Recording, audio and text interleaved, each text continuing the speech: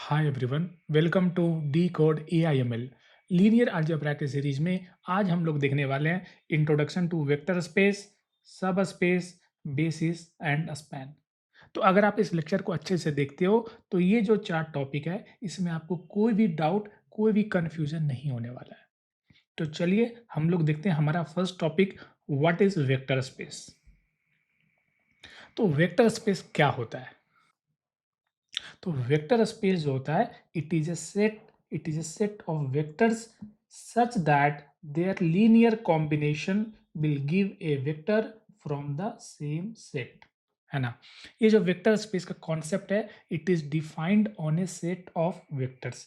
Set क्या होता है? सेट होता है कलेक्शन। और जब हम लोग वेक्टर की बात करते हैं इन लीनियर अलजेब्रा, तो बाय डिफॉल्ट हम लोग कॉलम वेक्टर की बात करते हैं। तो वेक्टर स्पेस क्या होता है? It is a set of vectors such that their linear combination will give a vector from the same set, है ना। मतलब ये हुआ कि ये जो वेक्टर्स होते हैं ना, it is closed under linear combination operation. मतलब आप कोई वेक्टर्स पिक करो और अगर आप उनका लीनियर कॉम्बिनेशन लेते हो तो जो वेक्टर मिलेगा वो वेक्टर भी उसी सेट से बिलोंग करेगा। अगर for a set of vector अगर ये प्रॉपर्टी सेटिस्फाई करता है तो हम लोग उस सेट ऑफ वेक्टर को कह सकते हैं कि it is a vector space. अब आते हैं क्या होता है लीनियर कॉम्बिनेशन। इसको हमने पुराने लेक्चर्स में डिटेल में देखा है, बट मैं आपको फिर से एक्सप्लेन कर रहा हूं। जब भी हम लोग लीनियर कॉम्बिनेशन की बात करते हैं ना, तो लीनियर कॉम्बिनेशन जो होता है इसको आप कह सकते हो कि it is a kind of weighted sum, है ना।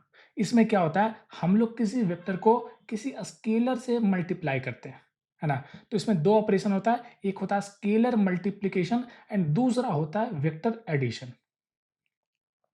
तो इसका मतलब ये हुआ कि अगर for a set of vectors if it is closed under linear combination, मतलब scalar multiplication and vector addition, तो हम लोग बोलेंगे कि वो जो सेट ऑफ वेक्टर है it is a vector space, है ना। ये एक फैंसी सा नेम है for a set of vectors और कुछ भी नहीं है ना। कुछ सेट ऑफ वेक्टर्स पे अगर कुछ प्रॉपर्टी सेटिस्फाई करता है तो वो जो सेट ऑफ वेक्टर है उसको हमने एक स्पेशल नेम दिया, उसको एक स्पेशल टैग दिया, और वो टैग क्या है? That tag is vector space. And क्या प्रॉपर्टी सेटिस्फाई करना चाहिए? कि जो लीनियर कॉम्बिनेशन होना चाहिए ना, it should be from the same set. अगर मैं कोई वेक्टर्स पिक करता हूं, उस पे लीनियर कॉम्बिनेशन ऑपरेशन अप्लाई करता हूं, तो उसका जो आउटपुट, उसका जो रिजल्टेंट वेक्टर होगा, it should also belong to the same set. Linear combination कहने का मतलब होता है एक स्केलर मल्टीप्लिकेशन ऑपरेशन, दूसरा वेक्टर का एडिशन ऑपरेशन। स्कूल टाइम में जब हम लोग कोऑर्डिनेट ज्योमेट्री पढ़ते थे, तो वहां पे हम लोग देखते थे R2, R3, R4, Rn, है ना। तो ये सारे जो हम लोग देखते थे, ये सारे जो नोटेशन थे, इसको हम लोग कहते हैं कि these are examples of vector space, है ना। R2 को हम लोग कहते हैं two dimensional vector space, R3 को हम लोग कहते हैं three dimensional vector space, R4 को फोर डायमेंशनल, Rn को n डायमेंशनल, है ना। तो R2 जब मैं बोलता हूं उसका मतलब ये हुआ कि set of all possible column vectors, है ना। बाय डिफॉल्ट जब भी हम लोग वेक्टर्स की बात करते हैं तो हम लोग कॉलम वेक्टर की बात ही करते हैं इन लीनियर अलजेब्रा, ठीक है। तो R2 का मतलब क्या हुआ? Set of all possible column vectors with to component, है ना। R2 में जो भी वेक्टर्स होंगे ना, उसके टू ही कंपोनेंट होंगे। एक होगा A1, एक A2, एंड A1 A2 जो होगा इट बिलोंग्स टू क्या? Real number. A1 एक रियल नंबर होगा, A2 एक रियल नंबर होगा। इसीलिए हम लोग नोटेशन में इस तरीके से R2 डिनोट करते हैं, सच दैट ये जो मेरा कॉलम वेक्टर होगा इसमें टू कंपोनेंट्स होंगे।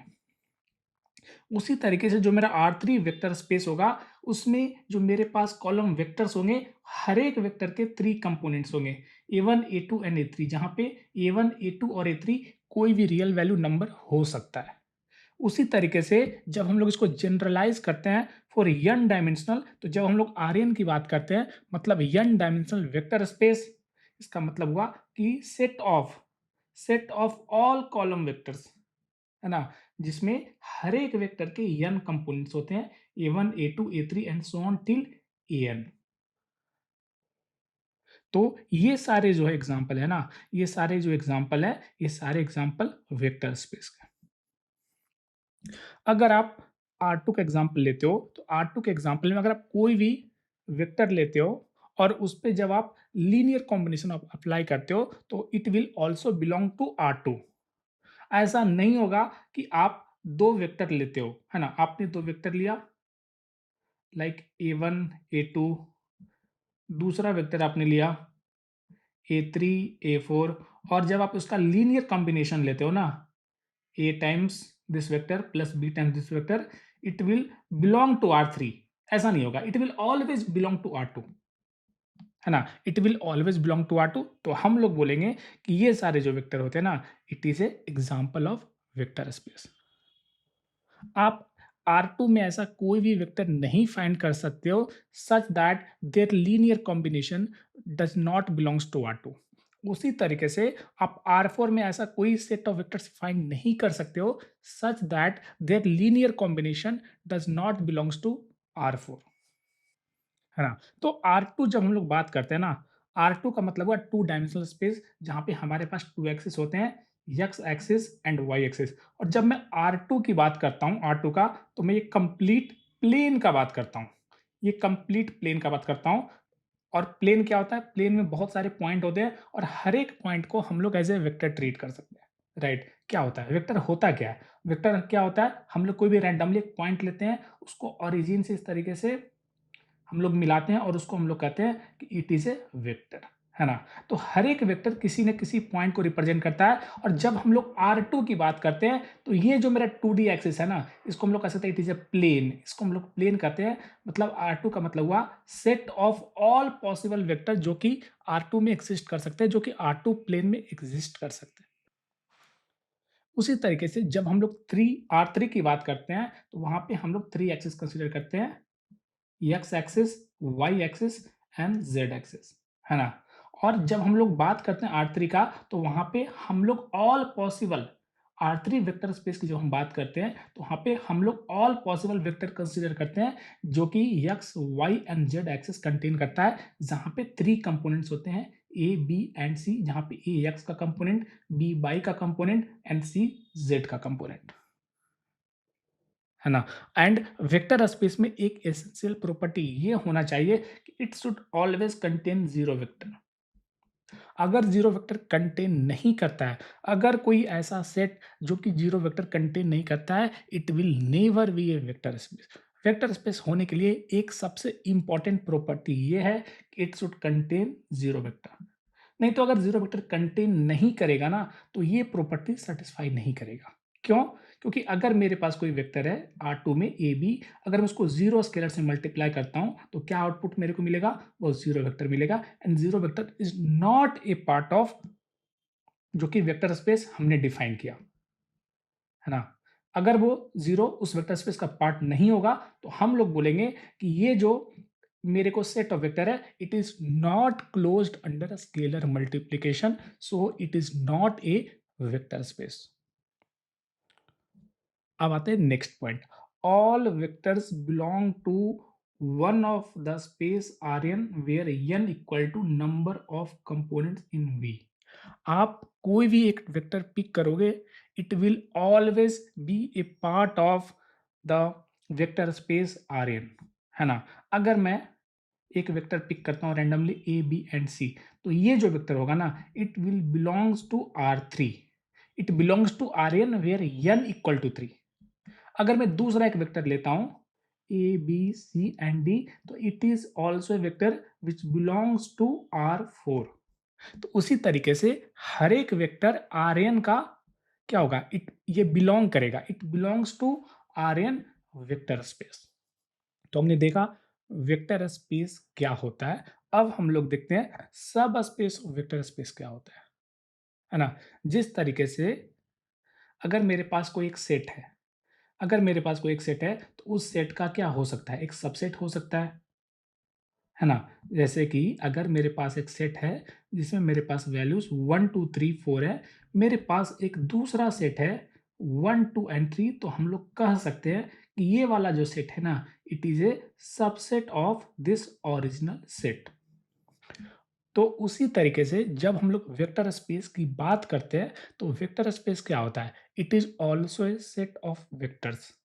तो ऑन द सेम कंडीशन हम लोग यहाँ पे एक कॉन्सेप्ट डिफाइन करते हैं, दैट इज सब स्पेस। सब स्पेस किस पे डिफाइन होगा? वो एक वेक्टर स्पेस पे डिफाइन होगा। जिस तरीके से सबसेट क्या होगा? वो एक ओरिजिनल सेट पे डिफाइन होगा, है ना? सबसेट किसी ना किसी ओरिजिनल सेट का ही होगा ना। उसी तरीके से जो सब स्पेस होगा वो किसी ना किसी ओरिजिनल वेक्टर स्पेस का ही होगा। तो हम लोग देखते हैं क्या होता है सब space of A vector space.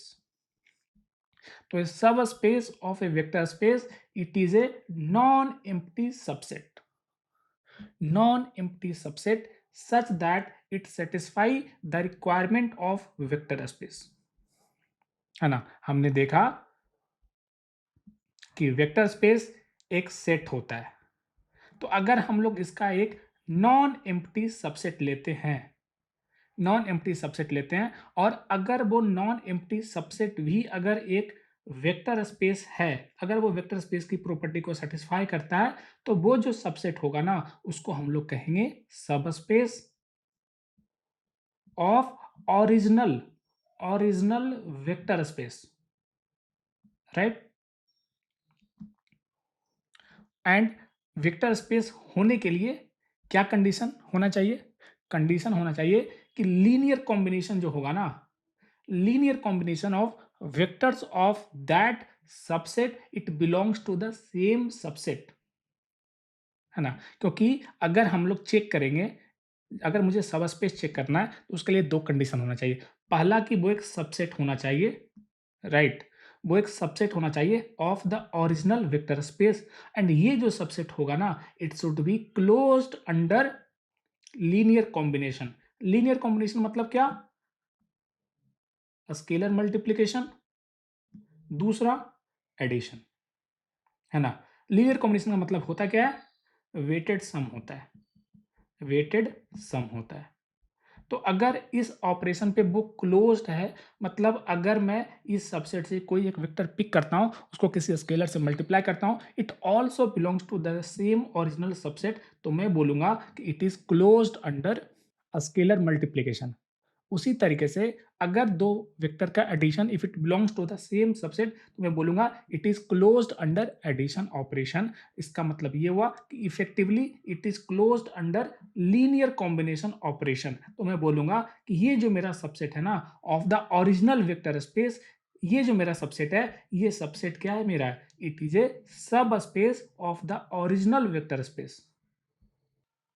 तो इजी लैंग्वेज में हम लोग ये कह सकते हैं कि एक सब स्पेस जो होता है it is a subset that is closed under addition operation and scalar multiplication operation.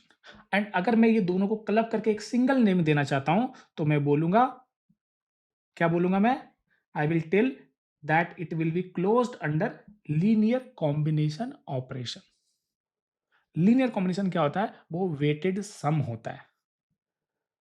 तो जिस तरीके से जो हम लोग वेक्टर स्पेस की बात करते हैं, उसमें जो ज़ीरो वेक्टर होगा, it should be part of that original set, तभी वो जो होगा वो एक वेक्टर स्पेस कंसीडर होगा। उसी तरीके से जब हम लोग सब स्पेस की बात करते हैं, तो सब space should also contain the zero vector.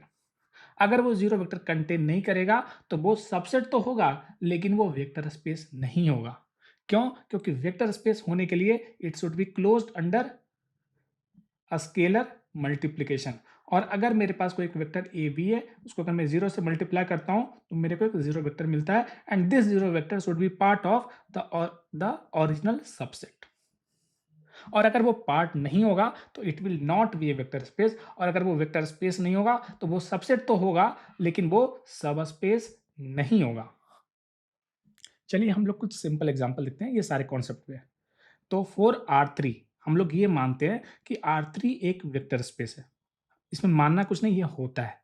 इस प्रॉब्लम के लिए हम लोग R3 को एक वेक्टर स्पेस कंसीडर कर रहे हैं, एंड उस कॉन्टेक्स्ट पे हम लोग देखने वाले हैं कुछ प्रॉब्लम्स। तो हमें बताना है कि ये जो मेरे पास 4 एग्जांपल्स है ना, इसमें कौन-कौन सा सब स्पेस है, कौन-कौन सा सब स्पेस नहीं है। तो a set containing only zero vector, it will be a subspace, वो एक सबस्पेस होगा। क्यों? क्योंकि ये जो मेरा सेट है ना, इस सेट में मेरे पास एक सिंगल वेक्टर है, दैट इज जीरो वेक्टर। अब अगर मैं इस पे लीनियर कॉम्बिनेशन अप्लाई करूंगा तो इसमें मैं क्या कर सकता हूं, चूंकि ये एक सिंगल वेक्टर ही है तो हम लोग इसमें कुछ स्केलर से मल्टीप्लाई करेंगे, एंड जीरो वेक्टर में आप कुछ भी स्केलर से मल्टीप्लाई करोगे, it will be a zero vector only. So this set, ये जो सेट है इसमें मेरे पास सिर्फ जीरो वेक्टर है, it will be closed under linear combination, so it will be a subspace. Second question is कि line through origin, line through origin या फिर अदर वे राउंड हम लोग यहाँ पे ये करें कि I have one linearly independent vector, है ना। मतलब मेरे पास एक ऐसा सेट है, मेरे पास एक ऐसा सबसेट है जहां पे मेरे पास सिर्फ एक ही लीनियरली इंडिपेंडेंट वेक्टर्स है ना। इवन दो मेरे पास मल्टीपल वेक्टर्स भी हो सकते हैं, राइट, मेरे पास मल्टीपल वेक्टर्स हो सकते हैं, लेकिन मेरे पास एक ही लीनियरली इंडिपेंडेंट वेक्टर है। तो क्या ये सबस्पेस होगा या नहीं होगा? सबस्पेस होने के लिए दो कंडीशन, पहला कंडीशन क्या है, इट शुड बी सबसेट, दूसरा it should be vector space. तो सबसेट होगा या नहीं होगा? डेफिनेटली होगा, डेफिनेटली होगा, क्योंकि अगर मैं बात कर रहा हूं R3 को एक ओरिजिनल वेक्टर स्पेस कंसिडर करके, और उसमें मैं एक सबसेट ये कंसिडर कर रहा हूं लाइन पासिंग थ्रू ओरिजिन या फिर वन लीनियरली इंडिपेंडेंट वेक्टर्स, मतलब इट इज ए सबसेट। क्यों? क्योंकि अगर मैं इसको बोलता हूं x y and z, and अगर मैं इस पे बोलता हूं कि ये जो मेरा लाइन है ना, ये लाइन मेरा सबसेट है, अगर ये लाइन मेरा सबसेट है मतलब क्या हुआ, अगर मैं इस वेक्टर को लेता हूं, है ना, इस वेक्टर को लेता हूं, इस वेक्टर को लेता हूं, अगर मैं इस वेक्टर को लेता हूं, इस वेक्टर को लेता हूं, हर एक वेक्टर क्या है, हर एक वेक्टर किसी दूसरे वेक्टर का स्केलर मल्टीप्लिकेशन है। सारे वेक्टर जो होंगे, सारे वेक्टर क्या होंगे, लीनियरली डिपेंडेंट होंगे। आप ध्यान से सोचो, सारे वेक्टर क्या होंगे, लीनियरली डिपेंडेंट होंगे। एक लाइन के लिए मेरे पास एक लीनियरली इंडिपेंडेंट वेक्टर होगा, है ना। और दूसरा ये एक प्रॉपर्टी होता है, ये एक प्रॉपर्टी होता है कि मेरे पास जितने लीनियरली इंडिपेंडेंट वेक्टर्स होंगे उतना ही वेक्टर स्पेस का डायमेंशन होगा। और अगर मेरे पास एक लीनियरली इंडिपेंडेंट वेक्टर है, मतलब वेक्टर स्पेस का डायमेंशन क्या होगा, डायमेंशन होगा वन, एंड वन डायमेंशन एक लाइन को रिप्रेजेंट करता है। अगर मैं आपको बोलता हूं कि मेरे पास टू लीनियरली इंडिपेंडेंट वेक्टर्स हैं, अगर मेरे पास टू लीनियरली इंडिपेंडेंट वेक्टर्स हैं, मतलब मेरा जो वेक्टर स्पेस है उसका डायमेंशन होगा टू, और अगर डायमेंशन टू होगा तो वो एक प्लेन को रिप्रेजेंट करेगा, like X Y plane, X Y plane. अगर मेरे पास थ्री लीनियरली इंडिपेंडेंट वेक्टर्स होंगे तो जो वेक्टर स्पेस होगा उसका डायमेंशन होगा थ्री, और ये क्या होगा, ये 3D स्पेस को रिप्रेजेंट करेगा, जैसे कि एक्स वाई एंड जेड, है ना। तो एक लीनियरली इंडिपेंडेंट वेक्टर एक लाइन को ही रिप्रेजेंट करेगा, and it will be A proper subset of R3। कैसे? अगर मैं एक एग्जांपल लेता हूं जहां पे मेरे पास एक वेक्टर है 2 3 एंड 4, ठीक है। अब मैं इसमें किसी स्केलर से मल्टीप्लाई कर दूं, किसी स्केलर ए से मल्टीप्लाई कर दूं, तो मेरे पास इनफाइनाइट वेक्टर्स मिलेंगे, बट मेरे पास सिर्फ एक ही लीनियरली इंडिपेंडेंट वेक्टर होगा, तो हम लोग बोलेंगे इट इज ए सबस्पेस। क्यों? क्यों सबस्पेस क्यों होगा? क्योंकि सबस्पेस होने के लिए पहला कंडीशन क्या है, सबसेट होना चाहिए, दूसरा वो एक वेक्टर स्पेस होना चाहिए। तो अगर ये मेरा सोचो, अगर ये मेरा एक्सिस है X Y and Z, and अगर मैं इस लाइन को अगर मैं एक मानता हूं as a kind of subset, तो अगर मैं कोई भी दो, इस लाइन पे कोई भी दो वेक्टर का अगर मैं सम करता हूं तो वो इसी लाइन पे होगा, किसी दो वेक्टर का सम इस लाइन पे वो इसी वेक्टर पे ही होगा। ऐसा नहीं होगा कि मैं ये दो वेक्टर का सम करूंगा, the resultant will look like this, ऐसा नहीं होगा। दो वेक्टर का सम वो सेम लाइन पे ही लाई करेगा। अगर मैं किसी स्केलर से मल्टीप्लाई करता हूं तो वो भी सेम लाइन पे ही लाई करेगा। उसी तरीके से जब मैं बात करता हूं ए प्लेन पासिंग थ्रू ऑरिजिन, मतलब क्या हुआ, यहां पे मेरे पास टू लीनियरली इंडिपेंडेंट वेक्टर्स हैं, यहाँ पे मेरे पास टू लीनियरली इंडिपेंडेंट वेक्टर है, तो क्या ये जो लीनियरली इंडिपेंडेंट वेक्टर होगा, क्या ये एक वेक्टर स्पेस होगा? होगा। पहला पॉइंट। क्यों? पहला तो ये ओरिजिन से पास करेगा, तो इट विल कंटेन 0 0 0। ठीक है। दूसरा क्या है कि अगर हमारे पास 2 लीनियरली इंडिपेंडेंट वेक्टर हैं तो उसका वेक्टर स्पेस का डायमेंशन होगा 2। और वो जो 2 लीनियरली इंडिपेंडेंट वेक्टर होगा, अगर मैं उसका लीनियर कॉम्बिनेशन करूंगा ना, अगर मैं उसका लीनियर कॉम्बिनेशन करूंगा और उसका जो रिजल्टेंट वेक्टर होगा वो हमेशा सेम प्लेन पे ही लाई करेगा। ऐसा प्रॉपर्टी होता है। अगर मेरे पास 2 लीनियरली इंडिपेंडेंट वेक्टर्स v1 दूसरा v2 है, अगर मैं उसका लीनियर कॉम्बिनेशन करता हूं a times v1 plus b times v1, तो ये जो आउटपुट मेरे को वेक्टर मिलेगा वो जो होगा it will lie in the same plane. अगर मैं नेक्स्ट एग्जांपल लेता हूं, plane not passing through origin, है ना। मतलब क्या हुआ, हमारे पास 2 लीनियरली इंडिपेंडेंट वेक्टर्स तो हैं, लेकिन हमारे पास क्या है, ऑरिजिन नहीं है। और जब ऑरिजिन नहीं होगा तो it will not be a subspace. क्यों नहीं होगा? Because it will not be A vector space. क्यों? क्योंकि अगर मेरा अल्फा टाइम्स अगर मैं लेता हूं वेक्टर v1, तो अगर मेरा अल्फा 0 है तो 0 टाइम्स v1 एक 0 वेक्टर होता है। एंड 0 वेक्टर चूंकि हमारे सबसेट में लाइन नहीं करता है, तो हम लोग बोलेंगे इट इज नॉट क्लोज्ड। और अगर वो क्लोज्ड नहीं होगा तो हम लोग बोलेंगे कि it will not be subspace. अब आते हैं नेक्स्ट एग्जांपल। अगर मैं R2 को एक वेक्टर स्पेस कंसीडर करता हूं इस प्रॉब्लम के लिए, तो अगर मैं keep only the vector X Y, जहां पे या तो एक्स एंड वाई दोनों ग्रेटर देन 0 है, या फिर एक्स एंड वाई दोनों लेस देन 0 है, या फिर एक्स एंड वाई दोनों 0 है। अगर मैं इसको एज ए सबसेट कंसीडर करता हूं, है ना, लाइक ऐसे आप समझो कि ये मेरा x एंड ये मेरा y है, तो ये जो मेरा कंप्लीट प्लेन हुआ ना, ये जो मेरा कंप्लीट प्लेन है हुआ, इसको मैं बोलूंगा R2। और R2 मेरा क्या है, एक वेक्टर स्पेस है। अब मैं क्या करना चाहता हूं कि ये जो मेरा एक्स वाई प्लेन है ना, ये x ये y, इसमें मैं कौन कौन से वाले पार्ट को सेट करना चाहता हूं, जहां पे x एंड y दोनों ग्रेटर देन 0, या फिर x एंड y दोनों लेस देन 0। मतलब मैं इस क्वाड्रेंट और इस क्वाड्रेंट को कंसीडर करना चाहता हूं, और मैं ये देखना चाहता हूं कि कंबाइंड दिस प्लस दिस, ये जो मेरा सबसेट होगा, क्या ये एक सबस्पेस है या नहीं। तो पहला, it is A proper subset of R2, तो ये सबसेट तो है। अब हमें देखना है कि क्या ये दोनों कंबाइंड जो मेरा सेट है ना, क्या ये एक वेक्टर स्पेस है या नहीं, है ना, वेक्टर स्पेस है या नहीं। तो हम लोग क्या करेंगे, हम लोग कुछ एग्जाम्पल ले करके इसको कॉन्ट्राडिक्ट करने का ट्राई करेंगे, जिसको हम लोग कहते हैं प्रूफ बाय काउंटर एग्जाम्पल, है ना। कभी कभी क्या होता है कि किसी प्रॉब्लम में प्रूफ बाय काउंटर एग्जाम्पल करना बहुत ईजी होता है कंपेयर टू चीज़ों को फॉर्मली प्रूव करना, है ना। हम लोग ये मानते हैं कि ये जो मेरा सबसेट है ना, पहले हम लोग क्या प्रूफ बाय काउंटर एग्जाम्पल, हम लोग ये अज्यूम करते हैं कि ये जो मेरा सबसेट है it is a subspace, it is a vector space. ठीक है। अब हम लोग एक एग्जांपल लेना चाहते हैं जहां पे ये दिखाना चाहते हैं कि it is not closed under linear combination operation. तो इसका मतलब ये हुआ कि हमारा जो इनिशियल अजम्पशन है इट इज नॉट करेक्ट। मतलब ये हुआ कि it is not a vector space, it is not a subspace. आप ध्यान देना, ये वाला अगर मैं सिंपल इस वाले पार्ट को कंसिडर करता हूं ना, तो मैं बोलूंगा it is not a vector space. लेकिन अगर मैं इस वाले पार्ट को भी कंबाइन कर देता हूं प्रॉब्लम में, तो अब मैं बोलूंगा कि it is not a subspace. किसके लिए सबस्पेस? हमेशा हमेशा किसी ना किसी वेक्टर स्पेस से रिलेटेड होता है। हम लोग बोलेंगे it is not a subspace for R2, है ना। प्रूव बाय काउंटर एग्जाम्पल हम लोग क्या एग्जाम्पल ले रहे हैं, हमने एक u एक वेक्टर लिया 1 2, दोनों पॉजिटिव है, इस वाले कंडीशन को सेटिस्फाई करता है। दूसरा हमने लिया -2 -1, इस वाले कंडीशन को सेटिस्फाई करता है।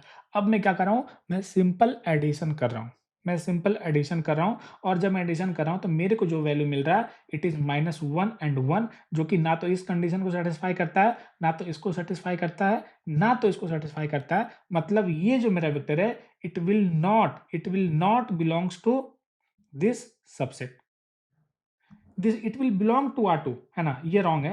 it will belong to R2 but it will not belong to the subset जो कि यहाँ पे मेंशन किया गया। ठीक है। मतलब ये जो मेरा वेक्टर है it will not belong to the subset, तो हम लोग बोलेंगे it is not a vector space, मतलब it is not a subspace of R2। अब हम लोग देखते हैं vector space and linear independence में क्या रिलेशन होता है। हमने लास्ट लेक्चर में देखा था कि क्या होता है लीनियरली इंडिपेंडेंस वेक्टर्स, है ना, या लीनियरली इंडिपेंडेंट सेट क्या होता है ना। आज हमने देखा वेक्टर स्पेस क्या होता है, अब हम लोग देखने वाले हैं कि क्या दोनों में कोई रिलेशन होता है या नहीं होता है। तो फर्स्ट इंपॉर्टेंट पॉइंट क्या है कि maximum number of linearly independent vectors in R2 is equal to 2, है ना, ऐसा होता है। मतलब अगर मैं किसी वेक्टर स्पेस की बात कर रहा हूं, फॉर एग्जांपल R2 की बात कर रहा हूं, तो R2 जो वेक्टर स्पेस होगा इसमें मेरे पास maximum number of linearly independent जो वेक्टर्स होंगे दैट विल बी 2। देखो, कोई भी वेक्टर स्पेस क्या होता है, वेक्टर स्पेस क्या होता है, वो होता है सेट ऑफ वेक्टर्स, है ना। तो सेट ऑफ वेक्टर्स होता है, तो इसमें जो वेक्टर्स होंगे ना वो लीनियरली इंडिपेंडेंट भी हो सकते हैं, लीनियरली डिपेंडेंट भी हो सकते हैं। लेकिन अगर मैं लीनियरली डिपेंडेंट को इग्नोर करता हूं, अगर मैं लीनियरली इंडिपेंडेंट का काउंट फाइंड करता हूं, तो जो number of linearly independent vectors होंगे ना, वेक्टर होंगे इन R2, it will B maximum 2। there can be millions and billions of vector in R2, but जो maximum number of linearly independent जो वेक्टर्स होंगे ना वो 2 होंगे। और हमने इसको कैसे याद किया था, linearly dependence and linear independence हमने कैसे याद किया था, हमने याद किया था कि अगर मेरे पास फॉर एग्जांपल एक वेक्टर ये है ए, एक वेक्टर बी है, अगर एक वेक्टर सी है, तो हमने ऐसे देखा था कि अगर मैं सी जो पॉइंट है ना, सी वेक्टर जिस पॉइंट को, जिस कोऑर्डिनेट को रिप्रेजेंट करता है, अगर मैं इस पॉइंट पे without using C A and B के हेल्प से अगर जा सकता हूं, कैसे, ए एंड बी में मैं अगर लीनियर कॉम्बिनेशन अप्लाई करता हूं एंड अगर लीनियर कॉम्बिनेशन के हेल्प से अगर मैं सी पॉइंट पे पहुंच सकता हूं, मतलब ये हुआ कि C point is not giving any important information, any new information, मतलब सी जो पॉइंट है इट इज रिडंडेंट, जो मेरा वेक्टर है वो रिडंडेंट है ना। तो इसीलिए अगर मेरे पास एक R2 वेक्टर स्पेस है तो maximum number of linearly independent जो वेक्टर्स होंगे वो 2 होंगे। इसका मतलब क्या हुआ, इसका मतलब ये हुआ, इसका मतलब ये हुआ कि अगर ये एक R2 वेक्टर स्पेस है, x axis and y axis, and अगर मेरे पास कोई भी दो लीनियरली इंडिपेंडेंट वेक्टर्स हैं, है ना, अगर आप मानो this is u, this is v, क्या होता है लीनियरली इंडिपेंडेंट वेक्टर्स, हमने डिस्कस किया लास्ट लेक्चर में।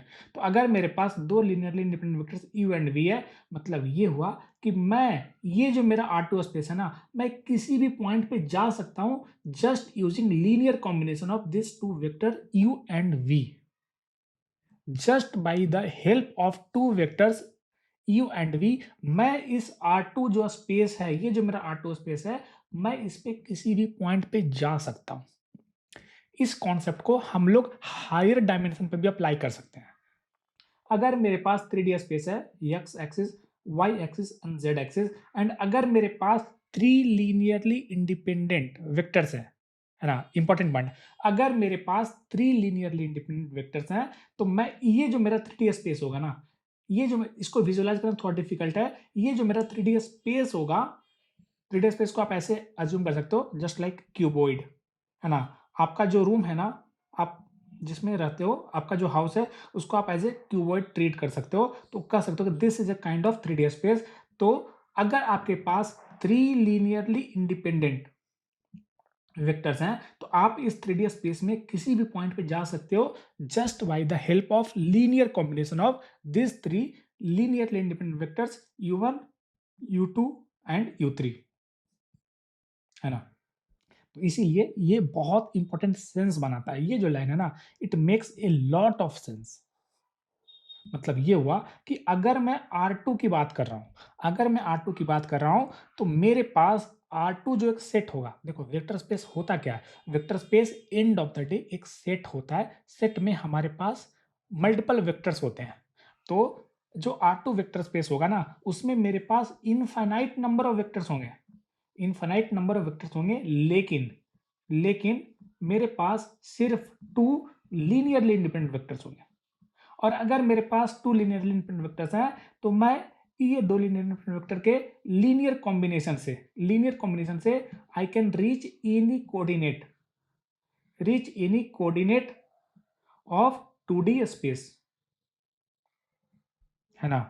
तो वही है, any two linearly independent vector in R2 will fill the space in R2, है ना। फिल द स्पेस का मतलब भी वही होता है कि मैं इस दो वेक्टर के हेल्प से, ये जो मेरे दो लीनियर इंडिपेंडेंट वेक्टर है, इसके हेल्प से मैं किसी भी वेक्टर को के पॉइंट पे, कोऑर्डिनेट पे पहुंच सकता हूं। उसी तरीके से अगर मेरा R3 एक वेक्टर स्पेस होगा, तो मैं 3 लीनियरली इंडिपेंडेंट वेक्टर की हेल्प से मैं कंप्लीट स्पेस को फिल कर सकता हूं, है ना। स्पेस को फिल करना आप ऐसे समझो, अभी के लिए जस्ट एनालॉजी दे रहा हूं कि हम लोग क्या कर सकते हैं, हम लोग हर एक पॉइंट पे रीच कर सकते हैं, है ना। मतलब हर एक पॉइंट एक्सेसिबल होगा just by linear combination of the two independent vectors, है ना। तो जितना यहाँ पे वैल्यू होगा, उतना ही लीनियरली इंडिपेंडेंट वेक्टर की हेल्प से आप कंप्लीट स्पेस को फिल कर सकते हो, है ना। कंप्लीट स्पेस को फिल करना, इसको हम लोग एक और फैंसी नेम हम लोग यूज करेंगे बाद में, जिसको हम लोग बोलेंगे स्पैन, स्पैन करना। उसी तरीके से अगर मेरे पास Rn एक वेक्टर स्पेस होगा ना, तो मेरे पास कितने वेक्टर्स हो सकते हैं, क्योंकि Rn जो वेक्टर स्पेस होगा वो भी एक सेट होगा, तो सेट में मेरे पास इनफाइनाइट इनफाइनाइट मेरे पास वेक्टर हो सकते हैं, लेकिन लेकिन सिर्फ n ही लीनियरली इंडिपेंडेंट वेक्टर्स होंगे, ठीक है ना। तो Rn जो मेरा वेक्टर स्पेस है, उसमें जो maximum number of linearly independent vector जो होंगे, दैट विल बी n। चलिए हम लोग एक एग्जांपल देखते हैं। एग्जांपल ये कहता है कि which of the below vectors can fill the vector space R2 vector space, है ना। तो फिल करना या फिर करना स्पैन करना, इसको हम लोग देखेंगे फॉर्मली आने वाले टॉपिक्स में, हम लोग देखेंगे स्पैन क्या होता है। तो which of the below vectors can fill the R2 vector space. तो R2 वेक्टर स्पेस को फिल करने के लिए हमें टू लीनियरली इंडिपेंडेंट वेक्टर्स चाहिए। R3 वेक्टर स्पेस को फिल करने के लिए हमें 3 लीनियरली इंडिपेंडेंट वेक्टर चाहिए। Rn जो वेक्टर स्पेस है उसको फिल करने के लिए हमें n लीनियरली इंडिपेंडेंट वेक्टर्स चाहिए, ठीक है। तो अगर मैं R2 की बात करता हूं, तो मुझे 2 चाहिए, एक से मैं फिल नहीं कर सकता हूं। अगर मैं R5 वेक्टर स्पेस में हूं, तो मुझे 5 लीनियरली इंडिपेंडेंट वेक्टर चाहिए, मैं 4 से फिल नहीं कर सकता हूं, है ना। ये सारे कॉन्सेप्ट आपको लग सकते हैं कि ये मैं क्या पढ़ा रहा हूँ, बट बिलीव मी, ये सारे कॉन्सेप्ट इंटरव्यूज में पूछे जाते हैं। अगर आपको लगता है कि नहीं पूछे जाते हैं, इसका मतलब ये है कि आपने कभी भी उस लेवल के कंपनी का या फिर उस लेवल के इंस्टीट्यूशंस लाइक आईआईटी या आईएससी का इंटरव्यू नहीं दिया है। अगर आपने दिया है, अगर आपने बड़ी कंपनी का इंटरव्यू दिया है, बड़े इंस्टीट्यूशंस का इंटरव्यू दिया है, तो definitely you would have expected multiple questions around this kind of topics. ये बहुत इंपॉर्टेंट टॉपिक है, आप इसको मिस नहीं कर सकते हो। तो हमें ये बताना है कि इसमें से कौन-कौन से जो वेक्टर्स हैं, it can fill the R2 vector space. तो मुझे क्या चाहिए, R2 वेक्टर स्पेस में मुझे 2 लीनियरली इंडिपेंडेंट वेक्टर्स चाहिए। और एक इंटरेस्टिंग पॉइंट ये है कि R2 वेक्टर स्पेस में मैक्सिमम 2 ही लीनियरली इंडिपेंडेंट वेक्टर्स हो सकते हैं, है ना। तो चलिए हम लोग देखते हैं। तो this is first example, 1 0 and 0 1। क्या ये दोनों लीनियरली इंडिपेंडेंट हैं? तो डेफिनेटली हैं। आप इसके लीनियर कॉम्बिनेशन से आप इसको फाइंड नहीं कर सकते हो, या फिर इसके लीनियर कॉम्बिनेशन से आप इसको फाइंड नहीं कर सकते हो, तो हम लोग कह सकते हैं कि दोनों वेक्टर लीनियरली इंडिपेंडेंट है। तो अगर दोनों वेक्टर लीनियरली इंडिपेंडेंट है, तो हम लोग ब्लाइंडली बोल सकते हैं कि it will fill fill R2। उसी तरीके से अगर यहाँ पे देखोगे, तो ये दोनों वेक्टर लीनियरली इंडिपेंडेंट है, ये दोनों वेक्टर लीनियरली इंडिपेंडेंट है, तो हम लोग बोलेंगे it will also fill R2, है ना। कैसे कैसे इंडिपेंडेंट है, तो आप मुझे एक काउंटर प्रूफ दो, आप मुझे काउंटर एग्जांपल दो, ये बताते हुए कि इसका linear combination is equal to this vector. अगर आप नहीं दे पा रहे हो, मतलब देयर आर हाई चांसेस कि नहीं है ना। इसको हम लोग रैंक से प्रूफ करेंगे, आने वाले टॉपिक में हम लोग इसको रैंक से प्रूफ करेंगे कि क्यों क्यों R2 में सिर्फ 2 ही लीनियर इंडिपेंडेंट वेक्टर्स हो सकते हैं, ठीक है। या फिर इस एग्जांपल में हम लोग प्रूफ करेंगे कि क्यों इसका जो रैंक होगा, इसका अगर रैंक 2 है, तो क्यों rank is equal to number of linearly independent column vector या रो वेक्टर। अगर हम लोग इस एग्जांपल पे आते हैं, तो ये दोनों वेक्टर भी लीनियरली इंडिपेंडेंट है है ना? क्योंकि अगर लीनियरली इंडिपेंडेंट नहीं होंगे, फॉर एग्ज़ाम्पल अगर मैं ये लेता हूँ 1, 2 एंड 5, 10 तो ये दोनों लीनियरली इंडिपेंडेंट नहीं है। क्यों? क्योंकि अगर आप इसको u मानते हो, इसको v मानते हो, तो v is equal to 5 times u। ये रिलेशनशिप आप इधर फाइंड नहीं कर सकते हो, तो हम लोग बोलेंगे ये तीनों लीनियरली इंडिपेंडेंट हैं। एंड अब देखोगे कि हर एक केस में मेरे पास 2 लीनियरली इंडिपेंडेंट वेक्टर हैं। तो अगर मेरे पास 2 लीनियरली इंडिपेंडेंट वेक्टर्स हैं इन R2 तो हम लोग बोलेंगे it will fill the R2 या it will span R2 vector space. अब हम लोग देखते हैं स्पैन क्या होता है ना? तो जो स्पैन होता है ना, span is defined for a set of vectors या इसको आप वेक्टर सेट बोल सकते हो, है ना? स्पैन जो है it is defined for A vector set या फिर आप कंफ्यूजन से बचने के लिए आप इसको बोलो span is defined for a set of vectors. Set of vectors मतलब क्या? Collection of vectors. तो span of a set of vector क्या होता है? It is the set of all possible linear combination of vectors, है ना? Span का मतलब होता है अगर मेरे पास कुछ वेक्टर्स दिया गया है, मेरे पास एक सेट दिया गया है, सेट में मेरे पास v1 v2 v3 3 वेक्टर है ना? कुछ भी हो सकते हैं, तीनों वेक्टर इंडिपेंडेंट हो सकते हैं, कुछ इंडिपेंडेंट हो सकते हैं, कुछ डिपेंडेंट हो सकते हैं, ऐसा कुछ भी रिक्वायरमेंट नहीं है। आपको एक सेट ऑफ वेक्टर्स दिया जाएगा बस। It can be independent, it can be dependent, it can be a mix of independent and dependent. तो अगर आपको एक सेट ऑफ वेक्टर दिया जाता है और आप इस सेट के हेल्प से क्या निकालते हो? All possible linear combination find करते हो, है ना? तो क्या होगा? वो भी एक सेट होगा, वो भी एक सेट होगा। V1, V2, V3, V4, V5, है ना? V इंफिनिटी इस तरीके से आपने एक सेट फाइंड किया। तो ये जो मेरा सेट होगा ना, ये जो मेरा सेट होगा corresponding to this original set, इसको हम लोग बोलेंगे ये जो मेरा न्यू सेट होगा it is span of set of vector, span of vector set.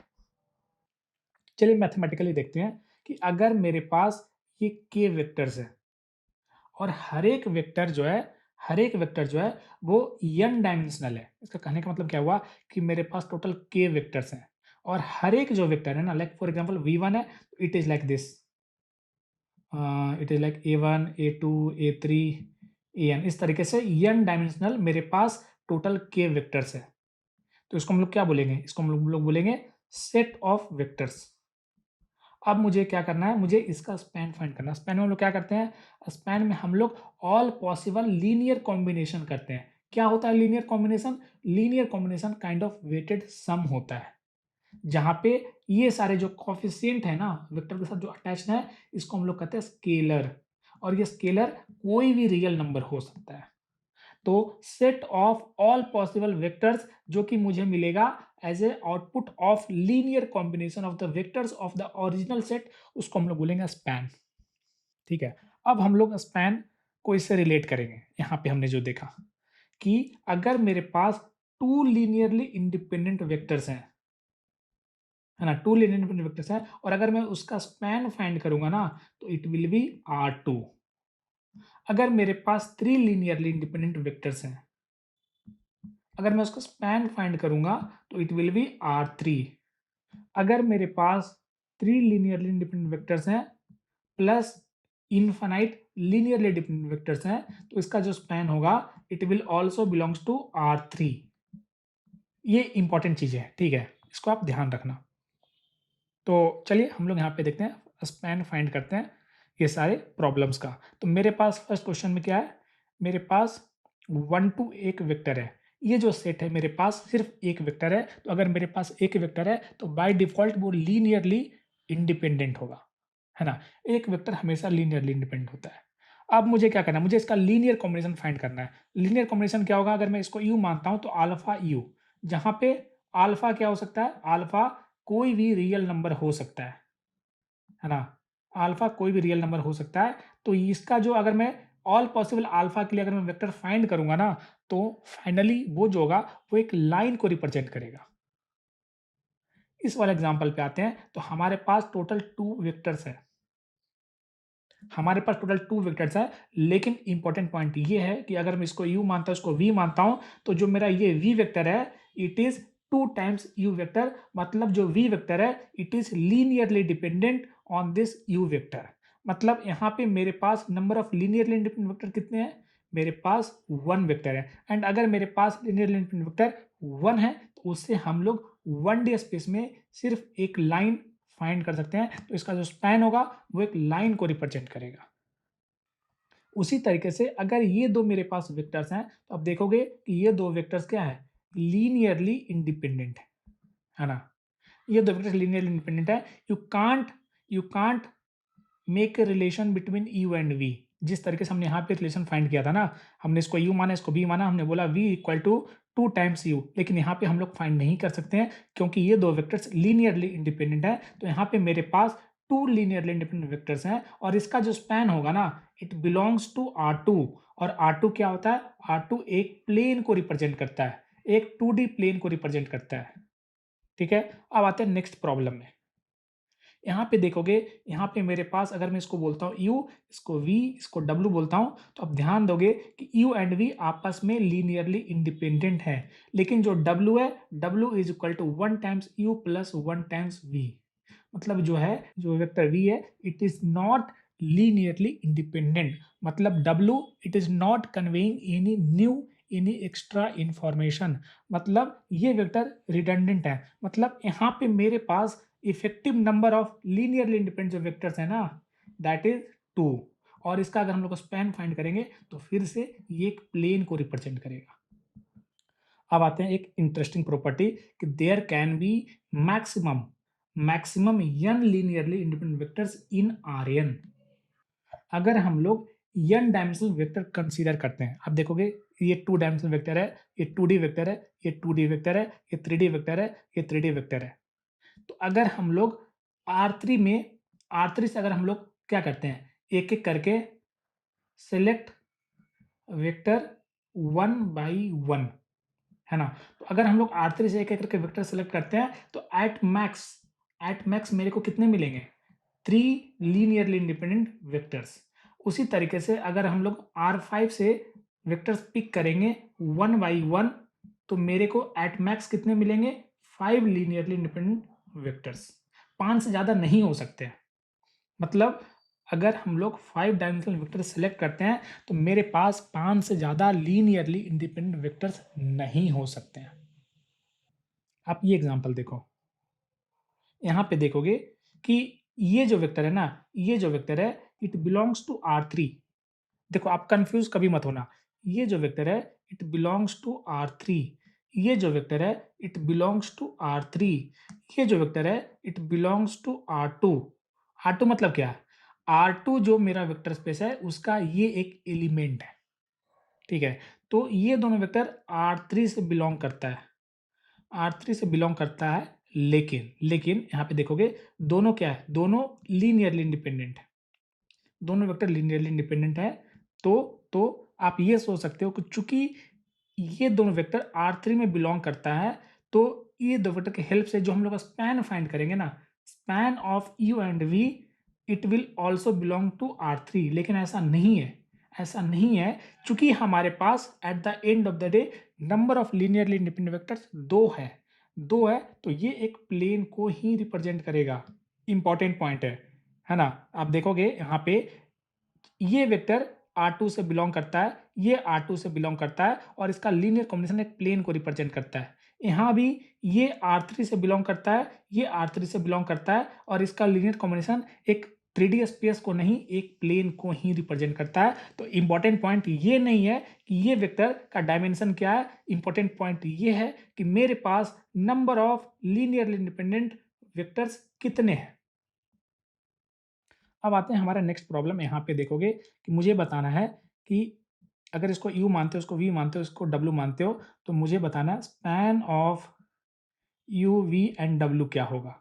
तो सबसे पहले हम लोग देखेंगे कि क्या तीनों आपस में लीनियरली इंडिपेंडेंट हैं या नहीं। तो अगर आप ध्यान से देखोगे तो आप कभी भी u को v एंड w के कॉम्बिनेशन से नहीं लिख सकते हो, v को u w के कॉम्बिनेशन से नहीं लिख सकते हो, w को u एंड v के लीनियर कॉम्बिनेशन नहीं लिख सकते हो।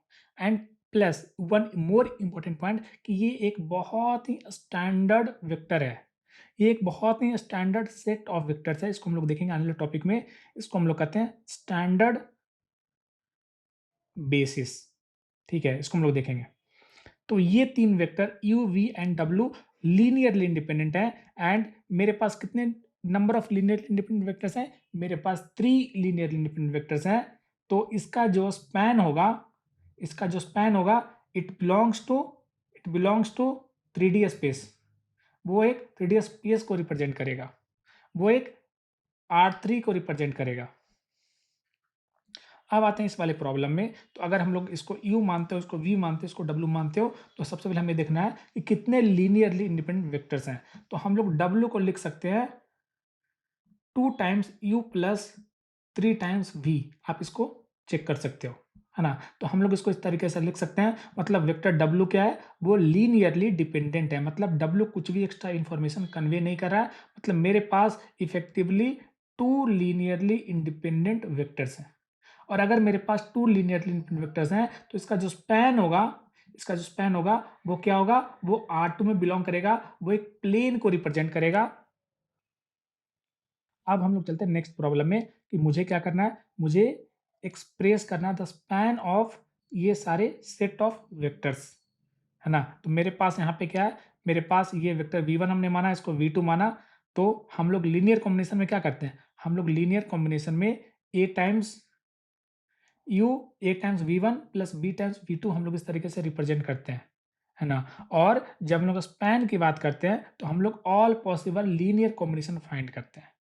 तो अगर हम लोग इसको a एंड b में इस तरीके से हम लोग रिप्रेजेंट करेंगे, तो दोनों का सम क्या होगा, it will be like this a b and 0। And इसको हम लोग इस तरीके से एक्सप्रेस कर सकते हैं, है ना। Because it is not possible to write all possible vector. तो हम लोग इस तरीके से इसको एक सिंबॉलिक वे में इसको रिप्रेजेंट कर सकते हैं। क्या होगा span, span of v1 v2 जो होगा, it will B a b and 0, जहां पे a एंड b क्या हो सकता है, कोई भी रियल नंबर हो सकता है। आप देखोगे जब हम लोग लीनियर कॉम्बिनेशन लेते हैं ना, तो यहाँ पे a एंड b स्केलर होता है, एंड a एंड b जो स्केलर होता है, it can be any real number including 0।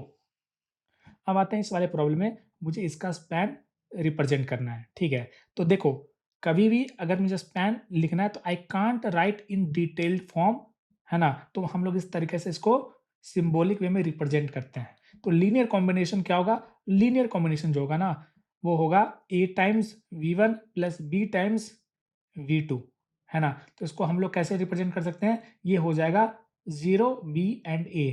And यहाँ पे b एंड a क्या होगा, a and b it can be any real number. तो इस तरीके से हम लोग इसको स्पैन को रिप्रेजेंट कर सकते हैं। तुमने देखा स्पैन क्या होता है, मतलब हमें एक सेट दिया जाता है, सेट कुछ भी हो सकता है, सेट में कितने भी लीनियरली इंडिपेंडेंट वेक्टर्स हो सकते हैं, कितने भी लीनियरली डिपेंडेंट वेक्टर्स हो सकते हैं। अगर मुझे स्पैन बताना है, मतलब मुझे क्या बताना है, मुझे उन वेक्टर्स का ऑल पॉसिबल लीनियर कॉम्बिनेशन जो मेरा वेक्टर होगा, मुझे उसको एक्सप्रेस करना है, दैट इज कॉल्ड स्पैन। अब हम लोग एक दूसरे टॉपिक पे आते हैं, दैट इज बेसिस। क्या होता है बेसिस, ठीक है। तो जो बेसिस होता है ना, बेसिस एक वेक्टर स्पेस पे डिफाइंड होता है। ध्यान देना, ध्यान देना, बेसिस एक वेक्टर स्पेस पे डिफाइन होता है। तो हमने देखा ना, हमने बहुत तरह के वेक्टर स्पेस देखे, like R2, R3, R4, Rn, ये सारे क्या थे, सारे स्टैंडर्ड वेक्टर स्पेस थे, है ना। तो मुझे क्या देखना, अभी मुझे देखना कि बेसिस क्या होता है। तो बेसिस एक वेक्टर स्पेस पे डिफाइन होता है। तो basis of A vector space, it is A set of vectors, है ना। It is A set of vectors that फिल्स the space. दूसरा, इट इज लीनियरली इंडिपेंडेंट। मतलब ये हुआ, जब हम लोग बेसिस की बात करते हैं, तो बेसिस में हमें इनपुट में एक वेक्टर स्पेस दिया जाता है। मुझे बताना है, वो सेट ऑफ वेक्टर बताना है, जिसके हेल्प से हम लोग वो जो वेक्टर स्पेस है, उसको कंप्लीटली फिल कर सकते हैं। मतलब उस जो स्पेस है, वेक्टर स्पेस, उसमें हम लोग हर एक पॉइंट पे रीच कर सकते हैं, है ना। बेसिस जो होता है, वो एक वेक्टर स्पेस पे डिफाइन होता है। मतलब आपको एक वेक्टर स्पेस दिया गया है, आपको फॉर एग्जांपल बताना है कि R3 जो वेक्टर स्पेस है, उसके लिए मुझे बेसिस बताओ। तो अगर मुझे R3 वेक्टर स्पेस के लिए बेसिस बताना है, तो मुझे R3 वेक्टर स्पेस के लिए सेट ऑफ वेक्टर्स बताना है, सच दैट कि ये जो सेट ऑफ वेक्टर्स है ना, it spans it spans R3, मतलब इस सेट ऑफ वेक्टर के हेल्प से मैं R3 के हर एक पॉइंट पे रीच कर सकता हूं, दैट इज फर्स्ट पॉइंट।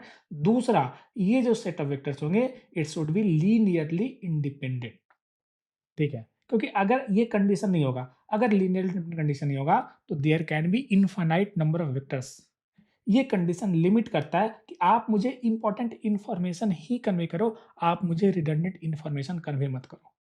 तो आप ऐसा समझो कि अगर मैं ये बोलता हूं कि V1 एंड V2 एक सेट ऑफ वेक्टर्स है जो कि क्या करता है, जो कि स्पैन करता है R2 को, स्पैन करता है R2 को। तो अगर मैं इस सेट ऑफ वेक्टर्स में V1 V2 में अगर मैं 2 टाइम्स V1 5 टाइम्स V2, अब ये नया मेरा सेट हो जाता है, तो क्या ये स्पैन करेगा R2 को? Definitely it will also span R2। क्यों? क्योंकि इफेक्टिवली मेरे पास नंबर ऑफ लीनियरली इंडिपेंडेंट जो वेक्टर्स है वो अभी भी 2 है ना? तो मुझे इससे कोई फर्क नहीं पड़ता है। Even though these are redundant information, but मेरे पास ओरिजिनल इंफॉर्मेशन अभी भी है, तो मैं इस इंफॉर्मेशन के हेल्प से मैं R2 को स्पैन कर सकता हूँ। मतलब R2 जो मेरा वेक्टर स्पेस है उसके हर एक पॉइंट पे मैं रीच कर सकता हूँ just by using vector V1 and V2। इसीलिए जब हम लोग बेसिस की बात करते हैं तो हमारा एक कंडीशन एक्स्ट्रा होता है कि ये जो सेट ऑफ वेक्टर्स होंगे it should be linearly independent, है ना? तो आपको कंफ्यूजन हो सकता है कि स्पैन क्या होता है, बेसिस क्या होता है। तो चलिए हम लोग ध्यान से समझते हैं कि क्या होता है स्पैन एंड बेसिस में डिफरेंस। तो जब हम लोग स्पैन की बात करते हैं तो हमें इनपुट में एक सेट ऑफ वेक्टर्स दिया जाता है, कुछ भी हो सकते हैं, सेट ऑफ वेक्टर्स कुछ भी हो सकते हैं। मुझे बताना है कि ये जो मेरे पास सेट ऑफ वेक्टर्स है इसके हेल्प से मैं कौन से वेक्टर स्पेस को स्पैन कर सकता हूं, है ना? मुझे वेक्टर स्पेस बताना है या फिर मुझे ऑल लीनियर कॉम्बिनेशन बताना है, ऑल पॉसिबल लीनियर कॉम्बिनेशन बताना है। लेकिन जब मैं बेसिस की बात करता हूं तो बेसिस में हमारे पास एक वेक्टर स्पेस होता है, फॉर एग्जांपल R3। तो मुझे बताना है कि जो R3 मेरा वेक्टर स्पेस है उसके लिए एक स्मॉलेस्ट सेट ऑफ वेक्टर्स या smallest set of linearly independent vectors that generates that space R3, है ना? तो आप ऐसे समझो कि बेसिस में मुझे क्या बताना है, मुझे linearly independent set of vectors बताना है जो कि उस स्पेस को वो फिल करता है, R3 को करता है, R4 को करता है, R5 को करता है, Rn को करता है। ठीक है, इसको हम लोग एग्जांपल से देखते हैं। तो हमें इस एग्जांपल में बताना है कि इसमें से कौन-कौन से जो मेरे वेक्टर्स हैं वो R2 जो स्पेस है, R2 स्पेस मतलब क्या हुआ? 2D space. वो R2 स्पेस के लिए बेसिस है या फिर मुझे बताना है कि all possible set of linearly independent vectors जो कि R2 को फिल करता है। ठीक है, तो सबसे पहला कंडीशन क्या होना चाहिए कि सारे वेक्टर्स लीनियरली इंडिपेंडेंट होने चाहिए। तो अगर सारे वेक्टर्स लीनियरली इंडिपेंडेंट होंगे तो R2 को फिल करने के लिए मुझे 2 वेक्टर्स चाहिए, 2 लीनियरली इंडिपेंडेंट वेक्टर चाहिए। R3 को फिल करने के लिए मुझे 3 लीनियरली इंडिपेंडेंट वेक्टर्स चाहिए। R5 को फिल करने के लिए मुझे 5 लीनियरली इंडिपेंडेंट वेक्टर्स चाहिए। ये पॉइंट होता है ना? ऊपर हमने अभी देखा था कि अगर मुझे R5 को फिल करना है तो मुझे 5 लीनियरली इंडिपेंडेंट वेक्टर्स चाहिए। 4 अगर मेरे पास 4 लीनियरली इंडिपेंडेंट वेक्टर्स हैं तो मैं फिल नहीं कर सकता हूँ। अगर मेरे पास 6 लीनियर इंडिपेंडेंट वेक्टर्स होंगे, लेकिन ऐसा नहीं होगा क्योंकि R5 में मैक्सिमम 5 लीनियर इंडिपेंडेंट वेक्टर्स हो सकते हैं। तो जहाँ-जहाँ पे 2 से ज़्यादा जहाँ-जहाँ पे 2 से ज़्यादा सेट में एलिमेंट है, आप उसको डायरेक्टली डिस्कार्ड कर सकते हो। क्यों? क्यों? क्योंकि अगर आप देखोगे यहाँ पे कि ये दोनों जो है वो लीनियरली इंडिपेंडेंट है, लेकिन ये जो मेरा वेक्टर है ना, ये जो मेरा वेक्टर है अगर मैं इसको मानता हूँ U1, इसको U2, इसको U3 मानता हूँ, तो जो U3 है it is 1 times U1 plus 1 times U2, मतलब जो U3 है इट इज़ लीनियरली डिपेंडेंट। लेकिन जो बेसिस होते हैं उसमें सारे वेक्टर आपस में लीनियरली इंडिपेंडेंट होते हैं। So second is not A correct option.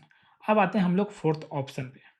तो अगर मैं इसको मानता हूँ U1, इसको U2, इसको U3, तो आप देखोगे जो U3 होगा वो होगा 4 times U1 plus 5 times U2। मतलब ये हुआ कि जो मेरा वेक्टर U3 है it is linearly dependent vectors. तो अगर ये लीनियर डिपेंडेंट है तो ये इसके डेफिनेशन को वायलेट करता है, जो बेसिस का डेफिनेशन उसको वायलेट करता है, तो ये दोनों आंसर में नहीं होगा। अब हम लोग ये दोनों को चेक करते हैं। तो आप देखोगे कि ये दोनों जो है ना आपस में लीनियरली इंडिपेंडेंट वेक्टर है।